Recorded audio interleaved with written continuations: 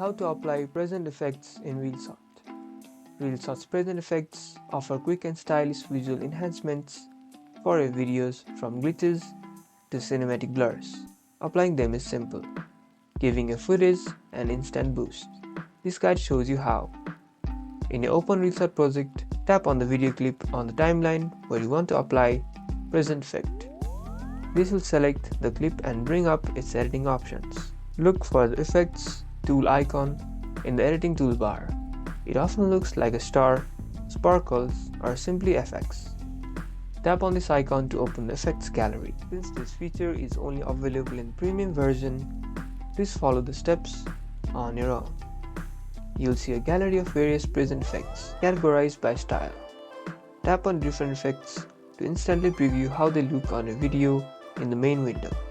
Experiment to find the perfect visual enhancement. Once chosen, tap on Done or Apply to add the effect to your clip. Your video now has eye-catching visual flair. You've successfully applied present effects in Reelshot. Elevate your video's visual appeal instantly. Like and subscribe for more Reelshot creative effect tips.